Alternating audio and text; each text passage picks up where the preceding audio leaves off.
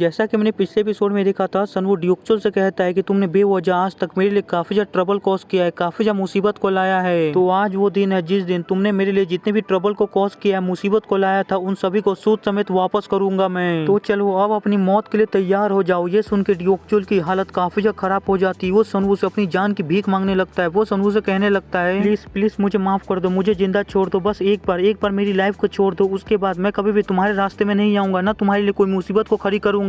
लेकिन सनवू घंटा उसे किसी भी बात को सुनने वाला था। सनवू अपनी स्वॉर्ड को उठाता है और ड्यूक्चुल के ऊपर एक स्लैश को कर देता है और वो स्लैश लगते ही ड्यूक्चुल का किस्सा वहीं पे खत्म हो जाता है। ड्यूक्चुल यहीं पे मारा जाता है। फिर हमारा सीन शिफ्ट होता है, प्रोविनेंस मिनिस्टर के मीटिंग हॉल का सीन दिखाया जाता है, जहाँ प्रोविनेंस मिनिस्टर कह रहे होते कि अच्छा तुम दोनों वो कमीशन क्लैन हो जो लास्ट तक एग्जाम में बचे हुए थी और बाकी सारे कमीशन क्लैन जो थे वो एग्जाम के अंदर डिस्क्वालीफाई हो चुके हैं। तो चलो एक बार मैं फिर से ये अनाउंस कर देता हूँ कि कौन सा कमीशन क्लैन कौन से प्लेस पे है। बेकयून कमीशन क्लैन जो है उन्होंने फर्स्ट प्लेस को हासिल किया है और योक रोक कमीशन क्लैन जो है उन्होंने सेकंड प्लेस को हासिल किया है। और तुम दोनों के अलावा जितने भी कमीशन क्लैन टेस्ट के अंदर थे उन सभी लोगों को डिस्क्वालीफाई कर दिया है। वो सभी लोग डिस्क्वालीफाई हो चुके हैं और तुम दोनों ही कमीशन क्लैन इकलौते हो जिन्होंने एग्जाम को पास किया है, वरना कोई भी कमीशन क्लैन ने एग्जाम को पास नहीं किया है, जिसकी वजह से फर्स्ट एंड सेकंड प्लेस ही है और थर्ड प्लेस के लिए कोई भी कमीशन क्लैन ही नहीं है, जिसकी वजह से थर्ड प्लेस को ऐसे ही खाली छोड़ दिया गया है। यही कहकर प्राइम मिनिस्टर अपने मन के अंदर सोचते हैं कि वुलेंग ग्रुप के लीडर ने मुझसे कहा था कि योक रोक कमीशन क्लैन जो है वो फर्स्ट प्लेस पे आएगी, लेकिन यहाँ पे तो बिल्कुल उल्टा ही हो चुका है। बेकयून कमीशन क्लैन ने रॉक क्लैन को पीछे छोड़ के फर्स्ट प्लेस को हासिल कर दिया है। अब मुझे ये नहीं पता है कि अब आगे क्या होगा। जैसे ये बात वुलेंग ग्रुप के लीडर को पता चलेगी कि योक रोक कमीशन क्लैन फर्स्ट प्लेस में नहीं आया है, वो सेकंड प्लेस पे आया है, लेकिन अब मैं भी कुछ नहीं कर सकता हूँ क्योंकि रिजल्ट पहले ही अनाउंस हो चुके हैं और मैं रिजल्ट के खिलाफ नहीं जा सकता हूँ क्योंकि सभी लोगों ने ये अपनी आंखों से देखा है कि योक रोक कमीशन क्लैन किस तरह यून क्लैन से हारा है। प्रोविनेंस मिनिस्टर ये सब सोच ही रहे होते कि तभी सनवू कहता है कि प्रोविनेंस मिनिस्टर क्या मैं कुछ कह सकता हूँ। प्रोविनेंस मिनिस्टर कहते हैं कि हाँ कहो। सनवू कहता है कि मेरा बेकयून कमीशन क्लैन फर्स्ट प्लेस पे आया है, तो क्या उसके रिप्रेजेंटेटिव के तौर पे मैं आपसे कुछ रिक्वेस्ट कर सकता हूँ। प्रोविनेंस मिनिस्टर कहते हैं कि हाँ ठीक है, अपना रिक्वेस्ट बताओ। ये सुन के सनवू अपना रिक्वेस्ट बताना चालू कर देता है। सनवू के रिक्वेस्ट के बारे में अभी हमें बताया नहीं गया है। आगे हमें कुछ देर बाद का सीन दिखाया जाता है जहाँ पे सनवू ने प्रोविनेंस मिनिस्टर से सारी बातें कर ली होती है और प्रोविनेंस मिनिस्टर मीटिंग हॉल से चले गए होते हैं और वहाँ पे सिर्फ सनवू और वो ड्रैगन स्क्वाड का लीडर बचा हुआ होता है, जहाँ पे सनवू ड्रैगन स्क्वाड के लीडर से कह रहा होता है, सच में तुमने काफी अच्छा डिसीजन लिया। जैसा कि मैंने तुमसे पहले भी कहा है, मेरा कोई भी इरादा नहीं है वुलेंग ग्रुप के खिलाफ जाने का और उनसे जंग करने का।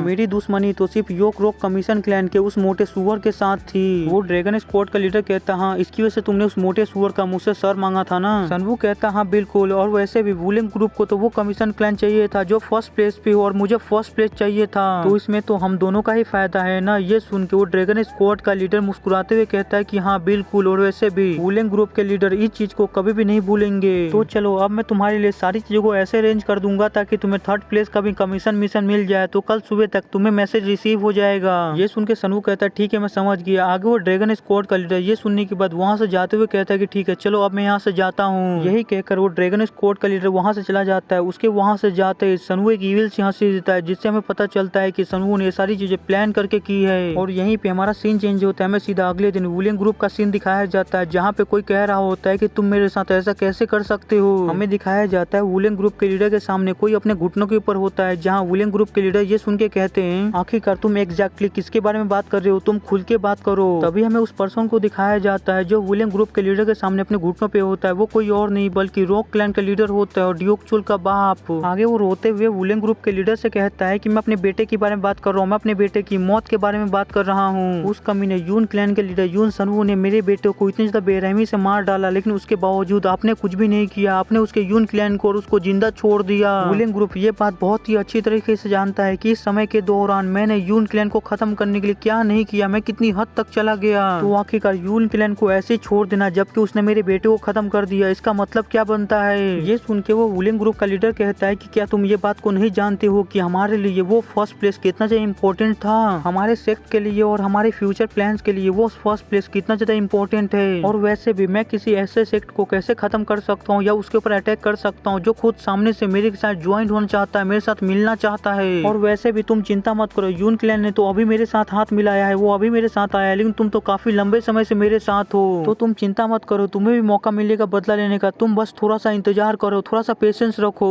ये सब सुन के वो रॉक क्लैन का लीडर कहता है ये कमीना पूरी तरह से बकवास कर रहा है, मुझे अच्छी तरह से पता है कि आखिरकार इस कमीने का मोटिव क्या है। यही सोचकर रॉक क्लैन के लीडर वुलिंग ग्रुप के लीडर से चिल्ला के कहते हैं, तुम इतने ज्यादा क्रूअल कैसे हो सकते हो, तुम अच्छी तरह से जानते हो ना उस यून क्लैन ने और उस यून क्लैन के लीडर ने मेरे साथ और मेरे बेटे के साथ क्या क्या किया है, लेकिन उसके बावजूद तुम उसके साथ इतनी आसानी से रिश्ता बना रहे हो। फिर वो अपने साइड में खड़े माउंट हुआ शेख के लीडर से भी कहता है कि आखिरकार तुम इस तरह यहाँ पे चुप क्यों खड़े हो, तुम भी कुछ क्यों नहीं बोलते हो, तुम भी तो यून क्लैन गए थे और उस यून क्लैन के यून सनवू ने तुम्हारे साथ कितना कुछ किया था, उसने तुम्हारी कितनी ज्यादा बेइज्जती की थी, तो आखिरकार तुम इस तरह यहाँ पे चुप क्यों खड़े हो, तुम कुछ क्यों नहीं बोलते हो। और बस इतना ही नहीं, तुमने अपने काफी सारे डिसिपल्स को भी खोया है, बस वो यून क्लैन के यून सनवू की वजह से। क्या तुम्हें उन सभी चीजों का कोई भी अफसोस नहीं है, कोई भी गुस्सा नहीं है। ये सुन के वो माउंट हुआ शेख का लीडर उसको कोई भी जवाब नहीं देता है, वो बस उससे नजरें चुराने लगता है और इधर उधर देखने लगता है। उसे इस तरह खामोश देख के तो उस रॉक क्लैन के लीडर को एक झटका सा लगता है। वो अपने मन के अंदर सोचता है कि मास्टर चेंसू कुछ कह क्यों नहीं रहे हैं, लेकिन तभी उसे सारी बातें समझ में आने लगती है। वो काफी गुस्सा होते हुए कहता है, ये दोनों कमीने एक साथ आ चुके हैं तो ये कमीना बिल्कुल भी अपना मुंह नहीं खोलेगा। इन लोगों को क्या लगता है, इन लोगों ने मेरा इस्तेमाल करके मुझे एक कचरे की तरह फेंक दिया तो ये लोग भी सुरक्षित रहेंगे, मैं इनको ऐसे ही जाने दूंगा। यही सोचकर रॉक क्लैन के लीडर वुलिंग ग्रुप के लीडर की तरफ अपनी उंगली दिखाते हुए कहते हैं कि तुम सभी कमीनों को क्या लगता है, अगर तुम सभी कमीने मेरे साथ ऐसा करोगे तो मैं तुम सभी कमीनों को इतनी आसानी से जाने दूंगा। मैंने जिस समय इस जगह को छोड़ा और बाहर गया तो मैं बाहर की दुनिया वालों को सारी सच्चाई बता दूंगा कि आखिर वुलिंग ग्रुप क्या है। मैं सभी लोगों को तुम्हारे एक एक सीक्रेट के बारे में बता दूंगा, मैं तुम सभी लोगों को पूरी तरह से बर्बाद कर दूंगा, तुम लोगों को बिल्कुल भी नहीं छोड़ूंगा। ये सब सुन के वुलिंग ग्रुप के लीडर को काफी ज्यादा गुस्सा आ जाता है। वो अपनी पावर को रिलीज करते हुए अपने शरीर से काफी ज्यादा प्रेशर को रिलीज करते हैं, जो सारा प्रेशर वुलिंग ग्रुप के लीडर के ऊपर डालने लगते हैं। वो जैसे अपना प्रेशर वुलिंग ग्रुप के लीडर के ऊपर डालते हैं, उनके ऊपर काफी ज्यादा भयानक प्रेशर पड़ने लगता है और उनके मुंह से खून निकलने लगता है। और रॉक क्लैन के लीडर बिल्कुल भी वुलिंग ग्रुप के लीडर के प्रेशर को हैंडल नहीं कर पा रहे होते, वो बड़ी मुश्किल से अपने घुटने तक होते हैं। वो सोच रहे होते हैं आखिरकार ये किस तरह का खतरनाक प्रेशर है, मैं इस खतरनाक प्रेशर को बिल्कुल भी रेजिस्ट नहीं कर पा रहा हूँ, संभाल नहीं पा रहा हूँ, यहाँ तक कि मैं सही से सांस भी नहीं ले पा रहा हूँ, मुझे सांस लेने में काफी ज्यादा प्रॉब्लम हो रही है। तभी वुलिंग ग्रुप के लीडर रॉक क्लैन के लीडर से कहते हैं कि सच में तुम एक बहुत ही बड़े एहसान फरामोश हो, मैंने तुम्हारे ऊपर इतना बड़ा एहसान किया, मैंने तुम्हें अपने साथ मिलाया और तुम्हारे क्लैन को इतना ज्यादा पावरफुल क्लैन बनाया, लेकिन तुम तो एहसान चुकाने के बजाय मुझे ही धोखा देने चले, मुझे ही बर्बाद करने चले। मुझे लगता है कि मुझसे एक बहुत ही बड़ी गलती हो गई है, तो चलो मैं अपनी गलती को सुधारता हूँ और तुम्हें खत्म कर देता हूँ, अगर तुम्हारी कोई आखिरी इच्छा हो तो बता दो।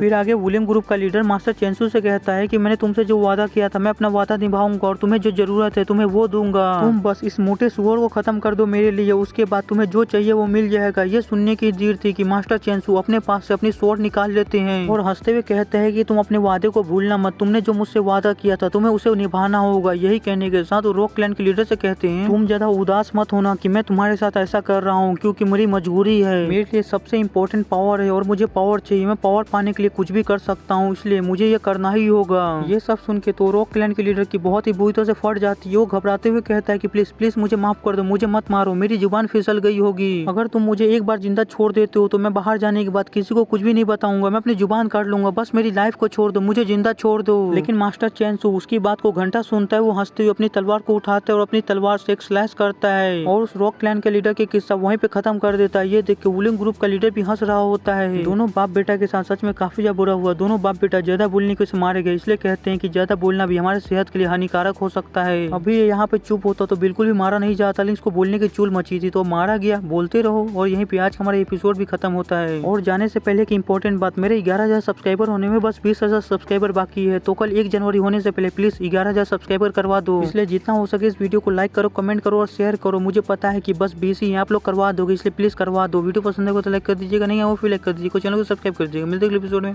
बाय।